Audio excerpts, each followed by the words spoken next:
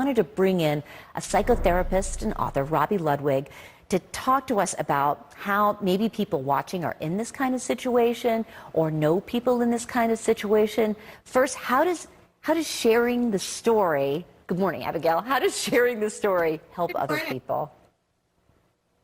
Well, first of all, it's cathartic for Abigail. It sounds like she went through a very difficult time and got through to the other side. Now she's engaged to a man and she describes the relationship as healthy. And I think it's really important for women or men to know that abuse can happen to anyone.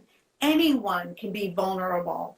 And 1 out of 3 women in America are vulnerable or have experienced some kind of domestic abuse. When we see people we admire coming out, then it helps other people to feel like other people have been in their situation, and it makes them feel less humiliated and a bit more able to come out to those they love.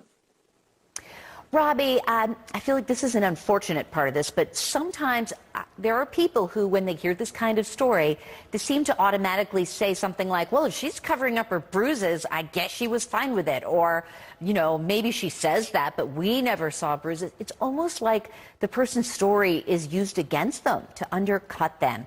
Can you tell us how people can cope with that? Yeah, I mean, there is a tendency to blame because we want to believe that we are in a healthier situation or we would never be vulnerable to those kinds of abuses. But women who are in this situation very often feel humiliated and they want to cover up the abuse. And in some cases, they want to protect the person who's abusing them because the relationship is complicated and they still love their partner. Or in some cases, it's to avoid getting killed. If they share this information, then they are more violent or more likely to be the recipient of violence.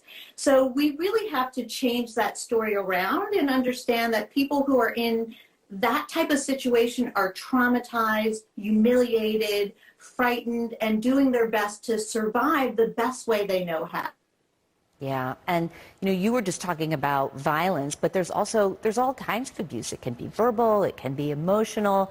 What advice do you have for, you know, maybe if someone who's watching this morning, they have a friend or someone that they love who they're worried about. What can they do?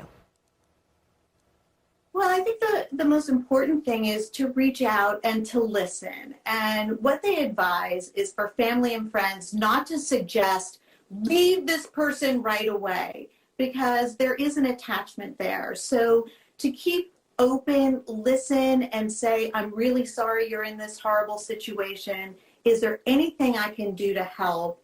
And guide them to support systems that can help them gain the counseling and support they need in order to get through to the other side. Because it usually takes a community of people to provide support because the attachment can run deep even though it's a dangerous attachment or a traumatic bond. Yeah, Robi Ludwig, thank you so much. And, you know, as you know, yelling, screaming, violence, those should not be normal. I'm just going to say I used to be a yeller, and I've really worked on that. It's not okay. There's a better way to relate to people. So you can call the National Domestic Violence Hotline, 1-800-799-7233. We've got the number up there on the screen. You can easily look it up. It is anonymous. We'll be right back.